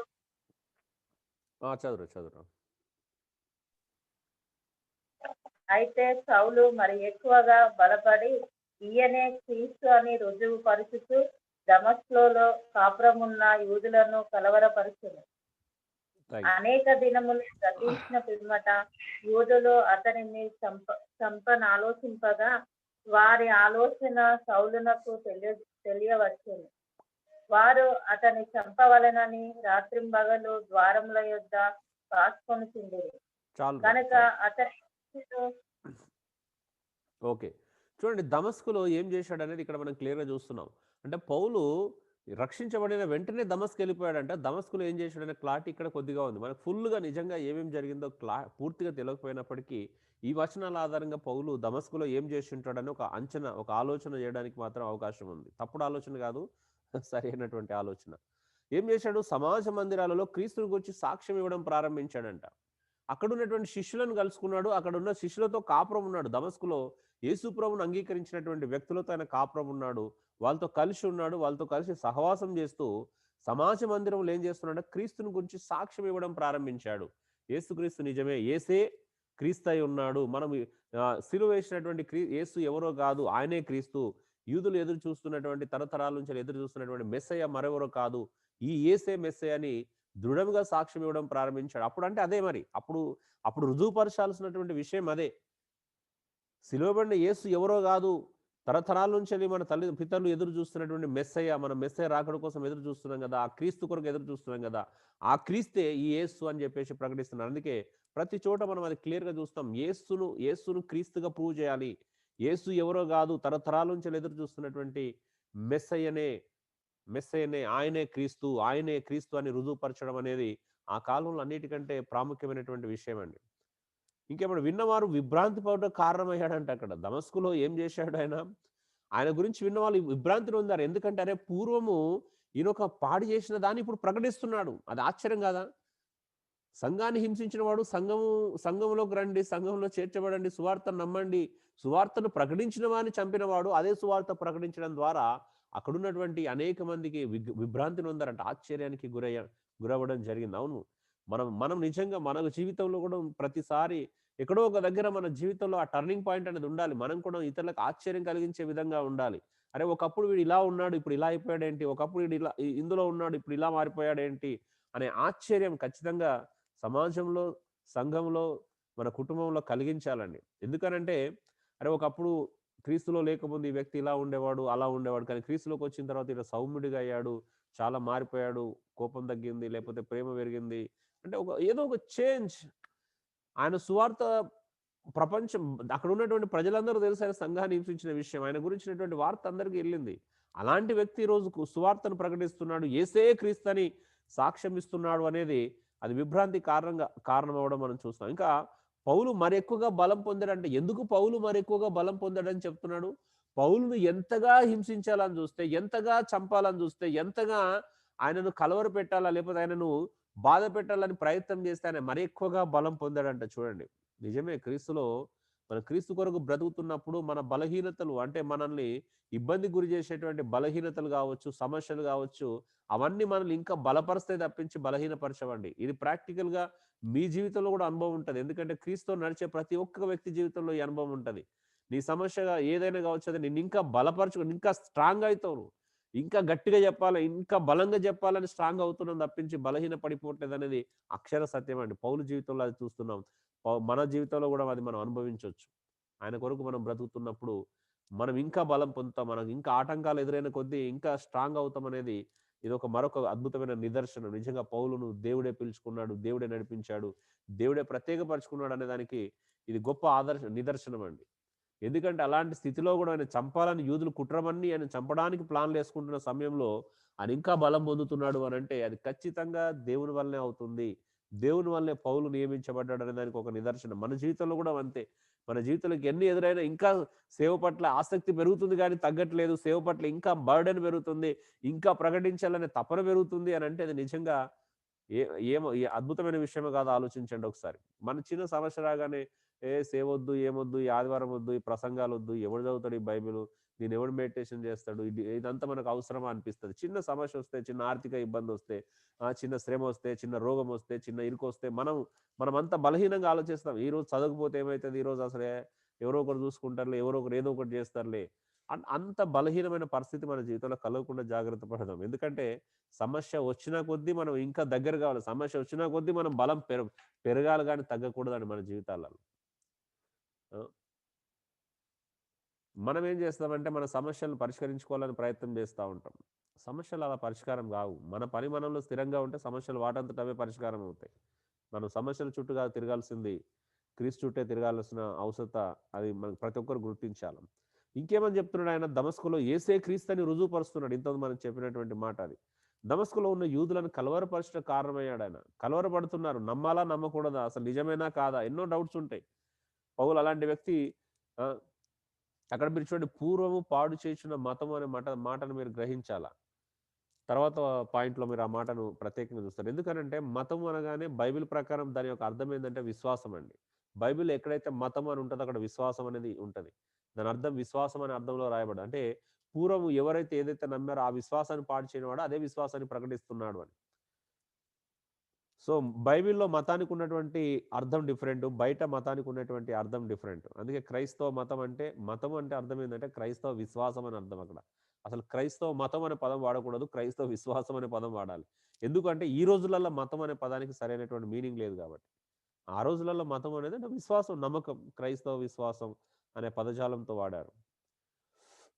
చివరి ఐదో పాయింట్‌లో పౌలు ఈ ఈ సంఘటనలు చెప్పబడిన తర్వాత పౌలు పేతురు పరిచయం చేసుకోవడానికి వచ్చాడంటే ఆయన ఎప్పుడైతే దమస్కు నుండి అరేబియా దేశానికి పారిపోయాడో మళ్ళీ అరేబియా నుండి దమస్కు తిరిగొచ్చాడు. తిరిగి వచ్చిన తర్వాత ఆయన యెరూషలేం వెళ్ళాలని ప్రయత్నం చేసినట్టుగా మనం చూస్తున్నాం. అది కూడా 3 సంవత్సరాల తర్వాత అండి. ఆఫ్టర్ 3 ఇయర్స్ ఆయన 3 సంవత్సరాలు అరేబియాలో తలదాచుకున్నాడు. తను బలం పొందాడు. సువార్తకు సాక్షిగా నిలబడ్డాడు. సువార్తను ప్రకటించాడు. చాలా విషయాలు అక్కడ చేసినట్టుగా మనం చూస్తా ఉన్నాం. చూడండి పేతురుని కలుసుకుంటకు యెరూషలేంకి వెళ్ళడం జరిగింది. అతనితో 15 దినములు గడిపాడంట. పౌలు క్లియర్‌గా చెప్తున్నాడు. నేను ఎప్పుడు గడిపాను? 3 సంవత్సరాల తర్వాత నేను పేతురుని కలుసుకున్నాను. కాబట్టి నేను మీకు ప్రకటించిన సువార్త ఒక మనుషుని దగ్గర నుండో, లేకపోతే అపోస్తలులను సంప్రదించడం ద్వారానో, మరొక వ్యక్తిని నేను కలవడం ద్వారా నేను నేర్చుకున్నది కాదు. నాకు స్వయంగా ప్రభు అయిన యేసుక్రీస్తు బయలుపరచబడిన సువార్తను మీకు ప్రకటిస్తున్నాను అని చెప్తున్నాడు. ఇదంతా అవసరమా? నిజంగా పౌలు పేతురుని కలుసుకున్నాడు. ఆయన ఈయనను కలుసుకున్నాడు. 3 సంవత్సరాలు ఇది చేశాడు అంటే ఇది మనం చదువుకోవడం ద్వారా మనకు మేలు కలుగుతదా? క్షేమం కలుగుతదా? ఆత్మీయమైన అభివృద్ధి ఉంటదా? మరెందుకు తెలుసుకోవాలి ఇవన్నీ అంటే, పౌలు గలతీ సంఘానికి ఆ విషయాన్ని క్లియర్‌గా చెప్తున్నాడు. మీరు చూడండి చాలా పత్రికల్లో కొన్ని విషయాలు నిజంగా మనకు ఎలాంటి క్షేమాభివృద్ధిని కలిగిస్తాయి మీరు ఆలోచిస్తే, అరే! ఇదంతా అవసరమా అన్నట్టు ఉంటది కొన్ని విషయాలు. ఇంకేమంటున్నాడు అతనితో 15 దినాలు గడిపాడంట. ఎప్పుడు 3 సంవత్సరాల తర్వాత పేతురుని కలుసుకొని యెరూషలేంకెళ్ళి 15 రోజులు గడిపాడు. అపోస్తలులు మరి ఎవరిని చూడలేదంట పేతురుని తప్పించి ఇంకా.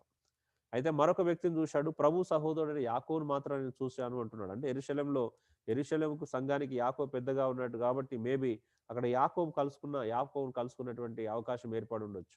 అందుకని పేతురుని కలుసుకున్నాను. ప్రభు సహోదరుడైన యాకోబుని నేను చూశాను అనే విషయాన్ని పౌలు చెప్తున్నాడు. సో, పేతురు తప్పించి పౌలు ఇంకెవరిని కలవలేదు. అపోస్తలులు ఎవరిని చూడలేదు, ఎవరిని కలవలేదు అనే విషయాన్ని ఆయనే సూటిగా చెప్పాడు. కానీ తిరుగులేదు ఇంకా. ఆయన సువార్త ఎలా వచ్చిందనే దానికి తిరుగులేదు. పౌలు తన సాక్ష్యాన్ని దృఢపరుస్తున్నాడు చూడండి. ఎలా దృఢపరుస్తున్నాడు?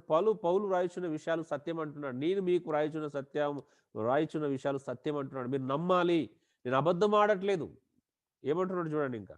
నేను అబద్ధం ఆడట్లేదు అంటున్నాడు. నేను చెప్తున్న విషయాలు ఏది అబద్ధం కాదు. అలాగే జరిగింది. నేను ప్రభు నుంచెళ్ళి ప్రత్యేకత పొందుకున్నాను. ప్రభు నుంచెళ్ళి ఇవన్నీ పొందుకున్నాను. నిజంగా నేను దమస్కు నుంచెళ్ళి అరేబియా దేశానికెళ్ళాను. అరేబియా దేశంలో 3 సంవత్సరాల తర్వాత తలదాచుకున్నాను. ఆ తర్వాత నేనొచ్చి యెరూషలేంకెళ్ళాను. పేతురుని కలుసుకున్నాను. ఇవన్నీ వాస్తవాలు, ఇవన్నీ సత్యాలు. నేను అబద్ధం ఆడట్లేదు. ఏ విషయంలో నేను అబద్ధం చెప్పట్లేదు అంటున్నాడు. దేవుణ్ణి ఎదుట పెట్టుకొని మాట్లాడుతున్నాను. అంతా అంటే చూడండి ప్రజలు నమ్మాలి. తను చెప్తుంది సత్యమని ప్రజలు తెలుసుకోవాలని నేను దేవుని ఎదుట పెట్టుకొని మాట్లాడుతున్నాను. నా కళ్ళ ఎదుట దేవుడున్నాడు. లేదా నేను దేవుని ఎదుట ఉన్నాను. నేను చెప్పే మాటలు దేవుని బట్టి చెప్తున్నాను. కాబట్టి నేను అబద్ధం ఆడట్లేదనే విషయాన్ని మీరు నమ్మొచ్చు. ఇంకేమంటున్నాడు? కొన్ని తను సంచరించిన ప్రదేశాల గురించి ఇక్కడ మాట్లాడింది. దమస్కు నుండి అరేబియాకెళ్ళాడు. అరేబియా నుండి దమస్కొచ్చాడు. దమస్కు నుండి మళ్ళీ యెరూషలేంకెళ్ళాడు. యెరూషలేం నుంచెల్లి సిరియా, కిలికియా ప్రాంతాల ప్రదేశాల యందు ఆయన సువార్త ప్రకటించడానికి యేసుక్రీస్తు అని ప్రకటించడానికి ఆయన బయలుదేరినట్టుగా సాక్ష్యం ఇచ్చినట్టుగా మనం చెప్తున్నాడు. చూడండి దమస్కు నుంచి అరేబియా దేశానికి తలదాచుకొనికెళ్ళాడు. అరేబియా నుండి దమస్కుకొచ్చాడు. దమస్కు నుండి యెరూషలేంకెళ్ళాడు మళ్ళీ పౌలు. యెరూషలేం నుండి సిరియా, కిలికియా ప్రాంతాల చుట్టూ ఆయన సాక్ష్యం ఇచ్చుకుంటా వెళ్ళినట్టుగా మనం చూస్తా ఉన్నాం. అంటే ఎక్కడ కూడా ఆయన ఆగలేదండి. తన ప్రయాణాలు ఆపలేదు. సువార్తను ప్రకటించడం ఆపలేదు. యేసే క్రీస్తని రుజువుపరచడం ఆపలేదు. దానివల్ల శ్రమలొచ్చినా, కష్టమొచ్చినా, కన్నీళ్ళొచ్చినా, ఆయన చంపాలని వెంటబడినా, ఎలాంటి పరిస్థితులు ఆయన ఎదుర్కొన్నా కూడా సువార్త విషయంలో పౌలు వెనక్కి తీయలేదండి. ఒక మాట నేను ధైర్యంగా ఈ మాట చెప్తాను. నిజంగా మీరైనా, నేనైనా గాని ఒక ప్రత్యేకమైన పని కోసం దేవుని చేత ఎన్నబడినావు అనే విషయాన్ని నువ్వు ఈ విషయమై ప్రత్యేకపరచబడిన విషయమని నీకు అర్థమైనప్పుడు, నువ్వు గుర్తించినప్పుడు నువ్వు కూడా ఎప్పుడు కూడా వెనకదీయవు. ఇది గుర్తుపెట్టుకోండి. ఛాలెంజ్ చేస్తున్నాం మిమ్మల్ని అందరిని కూడా సంఘంలో మీరందరూ నిజంగా అనేకమైన విధాలుగా, రీతులుగా మీరు సంఘానికి క్షేమాభివృద్ధి కలిగించడం, సంఘాన్ని విస్తరింపజేయాల్సినటువంటి అవసరత ఉందండి. 4 గోడలు మన ప్రపంచం గాదు. మన ఉద్యోగం ప్లే చేసే ప్లేస్ మన ప్రపంచం. అక్కడ నువ్వు ఒక మిషనరీగా వర్క్ చేయాలి వాస్తవం చెప్పాలంటే. మరి అక్కడ మీరు ఏం చేస్తున్నారని మీకే తెలియాలి. అది మీరు ఈ మనం నేర్చుకోవాల్సిన విషయాలు ఉన్నాయి అక్కడ. ఖచ్చితంగా మీరు అక్కడ ఎలాగా మీరు క్రీస్తుకు సాక్షులుగా జీవిస్తున్నారు, యేసుక్రీస్తుని ఎలా రిప్రజెంట్ చేస్తున్నారు. మారడం, మారకపోవడం అనేది మన చేతుల్లో లేదండి. తండ్రి ఆకర్షిస్తే గాని ఎవడు రాడు. కానీ మనమేం చేస్తున్నాం? మన గురి ఏంటి? మన లక్ష్యం ఏంటి? మనం వర్క్ చేస్తున్న ప్లేస్‌లో వర్క్‌ని సిన్సియర్‌గా చేయాలి. దాని గురించి నేను తక్కువ చేసి మాట్లాడట్లేదు. కానీ ఒక అంబాసిడర్‌గా, మనం ఒక రాయబారిగా మన ఉద్యోగం చేసే చోట మీరున్నట్లయితే, మీరు బయటికెళ్ళి మళ్ళీ ఇంకో పరిచర్య చేయాల్సిన అవసరం కూడా ఉండదు. సో, ఆలోచించండి. మీరు నిజంగా మీకు అప్పగించిన పనిని మీరు శ్రద్ధ కలిగి ఉన్నారా? మీరొక జీల్ కలిగి ఉన్నారా? ఈరోజు సంఘాన్ని ప్రేరేపిస్తున్నాండి. ఎంతమంది యవనస్తులున్నారు. మీకు బలం ఉన్నది. ఇంకో 5 సంవత్సరాలైతే మీరేం చేయలేరు. నేను ధైర్యంగా చెప్తున్నానండి. 100% చెప్తున్నాను. మీ బాధ్యతలు ఇంకా పెరుగుతాయి. మీరు పెళ్ళిళ్ళైతారు, పిల్లలు పుడతారు. పిల్లలు పుట్టిన తర్వాత మీ బాధ్యతలు పెరుగుతాయి. అందులోకెళ్ళి బయటపడాలి అంటే మీ వల్ల కాదు. నేను ధైర్యంగా చెప్తున్నాను. యేసుప్రభు కోసం బ్రతకడానికి, ఆయన సువార్త పరిచయం విస్తరింపజేయడానికి, ఆయన సత్యాన్ని విరివిగా ప్రకటించడానికి మాత్రం ఖచ్చితంగా కుటుంబము, పిల్లలు బాధ్యత ఎప్పుడు అడ్డు కాదనేది నేను ధైర్యంగా చెప్తాను. ఎందుకంటే స్వయంగా అపోస్తులే తమ భార్యలను వెంటబెట్టుకొని సువార్తను అద్భుతంగా ప్రకటించారు. అంటే మీ భార్యల సహకారం మీకుండాలి కాకపోతే. మీరు పెళ్ళిళ్ళు చేసుకోండి, పిల్లలు కనండి అది తప్పు కాదు. కానీ వారే జీవితం కాదు. వారి మన వైపు అంటే వారి మనతో పాటు ప్రయాణము ఖచ్చితంగా చేయించాలి. వాళ్ళ వాళ్ళతో మనం ప్రయాణం చేయడం కాదు. వాళ్ళు మనతో దేవుడి పిలుపులో ప్రయాణం చేయగలిగేటువంటి స్థితి మనందరికి అవసరమండి.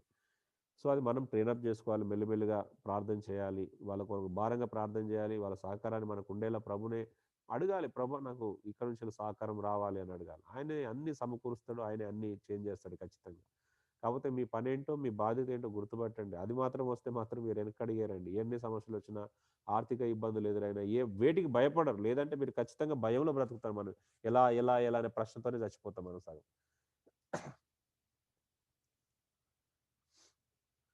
ఏడోది పౌలు దేవుని మహిమకు కారణమవుట. చివరి పాఠం మాటను మనం చూస్తున్నాం. పౌలు దేవుని మహిమకు కారణమయ్యాడంట. 22, 24 వచనాల్లో క్లియర్‌గా మనం చూస్తున్నాం. యూదా సంఘంలో ఒక ముఖ పరిచయం లేదు పౌలుకి. అసలు చెప్తున్నాడాయన. యూదా సంఘంలో కంట ముఖ పరిచయం లేనప్పటికీ పూర్వం హింస పెట్టిన వాడు ఏం చేశాడు? విశ్వాసాన్ని పాడు చేసిన వాడంట. చూడండి వాడ మతం అని ఉంటది. మీరు తెలుగు బైబిల్‌లో చూస్తే పూర్వము పాడు చేసిన తన మతాన్ని అంటాడక్కడ. సో, అదే మతాన్ని ప్రకటిస్తున్నాడు. అంటే పూర్వం పాడు చేసినటువంటి హింస పెట్టిన వాడు, విశ్వాసాన్ని పాడు చేసిన వాడు ఏం చేశాడంటే అదే విశ్వాసాన్ని ప్రకటించిన వాళ్ళు విన్నారంట. దానిని బట్టి వాళ్ళు దేవుని మహిమపరచడం చేశారంట చూడండి. పౌలు దేవుని మహిమకి ఎలా కారణమయ్యాడు? ప్రజలు దేవుణ్ణి ఎందుకు మహిమపరుస్తున్నారు పౌలుని బట్టి? పౌలు యొక్క పరిచర్య విధానాన్ని బట్టి, పౌలు యొక్క జీవితాన్ని బట్టి ఎందుకు మహిమపరుస్తున్నారంటే, అరే! ఒకప్పుడు యేసుక్రీస్తుని గురించి ప్రకటించిన వాళ్ళని హింసపెట్టిన వాడు, యేసుక్రీస్తుని గురించి ప్రకటించిన వాళ్ళని చంపినవాడు, యేసుక్రీస్తుని ప్రకటించిన వాళ్ళని ఇంటింటొచ్చి ఈడ్చుకెళ్ళిన వాడు, అదే విశ్వాసాన్ని ప్రకటించడం అనేది మామూలు విషయం గాదు. ఎంత రాడికల్ చేంజ్ ఆలోచించండి. ఈరోజు కొంతమంది తెలియకుండానే పరిచర్యకు ఆటంకాలు కలుగజేస్తారు. నిజంగా చెప్తున్నాను. పరిచర్యకు ఆటంకం కలిగించడం ఒక భయంకరమైన సిన్ అండి. నువ్వు శరీరంలో ఎంత పోరాటం చేస్తున్నావో దేవుని యొక్క పరిచర్యకు లేకపోతే దేవుని సువార్త వ్యాప్తికి అడ్డుగా ఉండడం అంతకంటే దారుణమైన విషయం అని మనం బైబిల్‌లోనే చూస్తాం. సో, ఆయన పరిచర్యను ఆటంకపరచొద్దండి. అది ప్రజలకెళ్ళాలి. అది దాచిపెట్టేది గాదు. ప్రజలు మారతారా? మారరా? ఏమవుతారనేది మన బాధ్యత గాదు. అది దేవునికి సంబంధించింది. దేవుడు మనల్ని ప్రకటించమన్నాడు. సమస్త జనులను శిష్యులుగా చేయమన్నాడు. సమస్త జనులకి సువార్తను ప్రకటించమన్నాడు. నమ్మిన వారిని బాప్తిసం ఇన్నాడు. శిష్యులుగా చేయమన్నాడు. అది మన బాధ్యత. ఇక వాళ్ళు అందులో ఎలా ఉంటారు? దేవుడే డిక్లరేషన్ చేస్తున్నాడు. అలా ఎలా ఉంటారు? ఏంటి అనేది సంఘం చేత నడిపించబడుతున్నప్పుడు బలహీనతలుంటాయి. వాళ్ళు పడిపోతా ఉంటారు. కొందరు మారుతారు. కొందరు మారరు. కొందరు అలాగే ఉంటారు. కొందరు చేంజ్ అవుతారు. అవన్నీ కామన్. ప్రతి సంఘంలో ఉండేటువంటి సమస్యలవి. కానీ మన బాధ్యత ఏంటి? మనమేం జేస్తున్నాం? వారు మారట్లేదు గాబట్టి మనం ఆగిపోవచ్చా? మరి 20 సంవత్సరాల నుంచి మా ఎక్స్‌పీరియన్స్ అదే. ప్రజలు మారట్లేదని జర్నీ ఆపేస్తే ఎలా ఉంటదో ఒకసారి ఊహించండి. అరే! ఇంతమందికి ప్రకటించినాం, ఎంతమంది చేంజ్ అయ్యారంటే అది లెక్క నేను చూసుకోలేం. ఆ లెక్కలేసుకుంటే నిజంగా డిసప్పాయింట్ అవుతాం. ప్రభు నిర్విరామంగా 20 సంవత్సరాల నుంచి నీ సువార్తను ప్రకటించుకొని వేల మందికి వ్యక్తిగతంగా వందల మందికి ప్రకటించాం. వేల మందికి చెప్పినాం. మరి ఎంతమందికి చెప్తున్నాం? అది నా ఎక్స్‌పీరియన్సే గాదు. బైబిల్‌లో ఉన్న ప్రతి భక్తుని యొక్క ఎక్స్‌పీరియన్స్. నువ్వు యెషయా నుంచెల్లి యోహాను వరకు నువ్వు అడిగి చూడు ఒక్కసారి వాళ్ళని వాళ్ళని రేపు కలుసుకున్న తర్వాత ఎంతమంది మారారో వాళ్ళని అడగండి వాళ్ళు ప్రకటిస్తే. దయచేసి మానవ మేధస్సు ఆలోచనలు మనం పక్కన పెడదాం. దైవిక కోణంలోనే అన్నిటిని ఆలోచన చేద్దాం. దైవిక కోణంలోనే వివేచించుదాం. మన పరిచర్య ఏదైనా మనం దేవుని మహిమకు కారణమయ్యే విధంగా మన ప్రవర్తన, మన చేంజ్ అంటే మనం అన్ని విధాలుగా చేంజ్ అవ్వాల్సినటువంటి అవసరం ఉంది. మీరు అడిగి చూడండి ఒక్కసారి. యెషయా నుండి మలాకి గ్రంథం రేపు మనం మలాకి ప్రవక్తలు అందరిని అడిగి ప్రభు మీరు ఇంత ప్రకటించారు కదా! ఎంతమంది మారారని అడగండి. ఎంతమంది చేంజ్ అయ్యారని అడగండి. ఏం లెక్కలొస్తాయో మీరు చూడండి.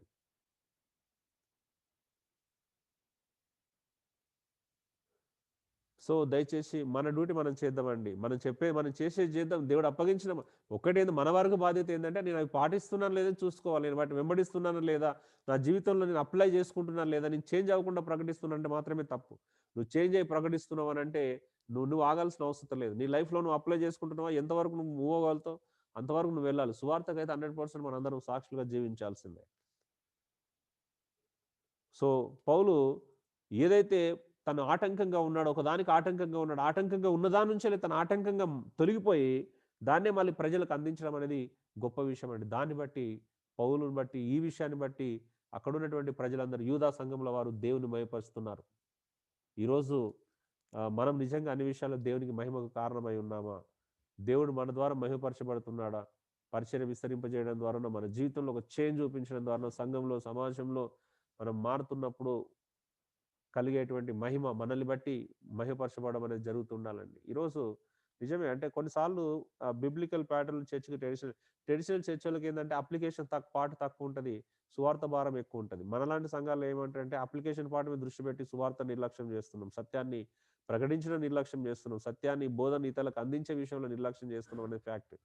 వాళ్ళు చేస్తున్న తప్పే మనం చేస్తున్నాం. వాళ్ళకి మనకు పెద్ద తేడా లేదు. వాళ్ళేంటి అంటే అప్లికేషన్ చేసుకోకుండా పరిచర్య కోసం విస్తృతంగా ఆరాటం కలిగి ఉంటారు. మనం ఏం చేస్తున్నాం అంటే అప్లికేషన్ పార్ట్ మీద దృష్టి పెట్టేసి అసలు పరిచర్యను ముందుకు తీసుకెళ్లకుండా 10 మందికి అందకుండా మనం చేస్తున్నాం. డిఫరెంట్ ఒకటే అంటే వాళ్ళకి నిజంగా ఆలోచించాల. సో, మనం సాటిస్ఫై అవ్వడానికి లేదండి. కాయిన్‌కి 2 వైపులు ఉన్నప్పుడే కాయిన్‌కి వాల్యూ ఉంటది. అబ్బా! వాళ్ళకి బొమ్మ ఉంది కాబట్టి బొరుసు లేదు కాబట్టి రాంగు. ఆహా! మనకు బొరుసుంది కాబట్టి మనం రైటు. మనం అంటే మరి మనకు బొమ్మ లేదు గదా! సో, ఆలోచించాలి.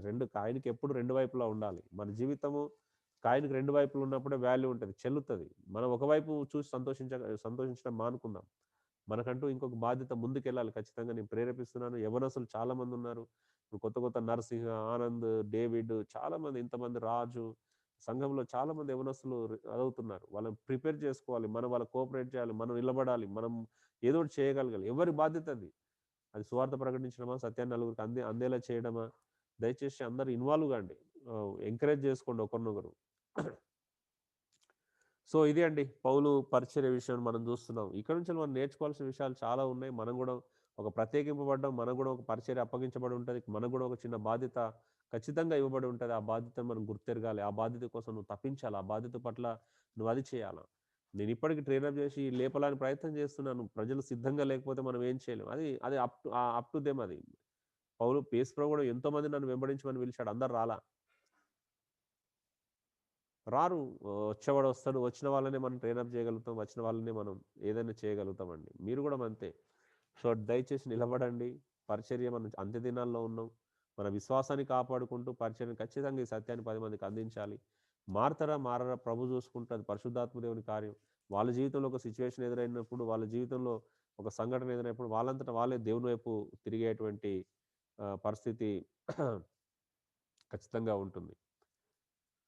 సో ఇది అండి పౌలు ఏ సువార్త కోసం ఆయన ప్రత్యేకింపబడ్డాడు. ఆ సువార్త ప్రకటించిన సువార్త కోసం పౌలు ప్రత్యేకింపబడడం మనం చూస్తున్నాం. దానిలో తండ్రి అయిన దేవుని యొక్క ఇన్వాల్వ్‌మెంటు, తన ప్రభువైన యేసుక్రీస్తు యొక్క ఇన్వాల్వ్‌మెంటు, అలాగే సంఘము తనకిచ్చినటువంటి సహకారము, సంఘము ఆయనకిచ్చినటువంటి తోడ్పాటు, అపోస్తుల యొక్క ఇన్వాల్వ్‌మెంట్, అందరి ఇన్వాల్వ్‌మెంట్ మనం తర్వాత అధ్యాయాల్లో మనం క్లియర్‌గా చూస్తా ఉంటాం. రెండో అధ్యాయంలో పౌలుతో ఇతరులు ఎలా ఇన్వాల్వ్‌మెంట్ అయ్యారు, అపోస్తులు ఎలా తనకు కుడి చేతిని ఇచ్చారు, తను నిజంగానే అన్యజనులకు అపోస్తులుగా నియమించబడ్డాడని 12 మంది అపోస్తులు ఎలా గుర్తించారు, అవన్నీ నిజంగా అంటే మన జీవితంలో అందరి ఇన్వాల్వ్‌మెంట్ ఉండాలి. తండ్రి అయిన దేవునిది ఉండాలి, ప్రభువైన యేసుక్రీస్తు ఉండాలి, పరిశుద్ధాత్మ దేవుని నడిపింపు ఉండాలి, లేఖనాలు ఉండాలి. అలాగే మనకంటే ముందున్న నాయకుల యొక్క నిజమైనటువంటి నాయకుల యొక్క ఇన్వాల్వ్‌మెంట్, వాళ్ళ సహకారం అందరూ అవసరం. సంఘం యొక్క సహకారం ఏదైనా చేయాలి అనంటే. ఎవరికి వారం ఏది పడితే అది చేసుకోలేం వాస్తవం చెప్పాలి అంటే. సో, ఇది అండి. పౌలు నుంచి మనం చాలా విషయాలు నేర్చుకున్నాం. ఇంకా నేర్చుకోవాల్సిన విషయాలు చాలా ఉన్నాయి. గలతీ పత్రికలో ఉన్నటువంటి గొప్ప స్థితి అది. సువార్త యొక్క ప్రాధాన్యత ఏంటో మనం చూశామండి. దాన్ని ప్రకటించవలసిన బాధ్యత ఆహ్, పౌలన్నట్టు నేను సువార్త అంటే శ్రమ అంటున్నాడు. అంటే అది ఈరోజు నిజంగా నా బాధ్యత నేను చేయకపోతే నాకు నిజంగానే శ్రమ. జలుబొచ్చిందా? దగ్గొచ్చిందా? జ్వరమొచ్చిందా? అలసిపోయినామా? నిద్రపోయినామా? లేదా? రెస్ట్ ఉందా? లేదా? ఇవన్నీ నథింగ్ అంటే అసలు నిజంగా అవి మైండ్‌లోకి రావండి. అయ్యో! ఇది నా డ్యూటీ గదా! నా డ్యూటీ నేను చేయకపోతే నాకు శ్రమ అనే ఫీలింగ్ ఉంటది. నా డ్యూటీ నేను చేయాలి. నా బాధ్యతను నేను నిర్వర్తించాలి. ఏ పరిస్థితిలో ఉన్నా. మీరు కూడా ఖచ్చితంగా ఆ స్థితికి రావాలి. ఒకరోజు రావాలి. మీరందరూ అందులో ఉండాలి ఖచ్చితంగా. అరే! నా పని ఇది. నేను చేయకపోతే అది నాకు శ్రమ అనే ఫీలింగ్ మీకు కూడా వస్తది ఒకరోజు. ఎప్పుడు మీకు అది అర్థమైనప్పుడు, మీ పరిచర్య ఏంటో అర్థమైనప్పుడు. థ్యాంక్ యూ అండి. చిన్న మాట మనం ప్రార్థన చేసుకుందాం.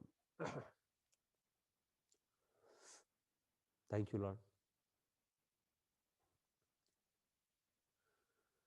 నా కన్నులు చూసేది నిన్నే కదా, నా కనులలో నిండినది నీవే కదా.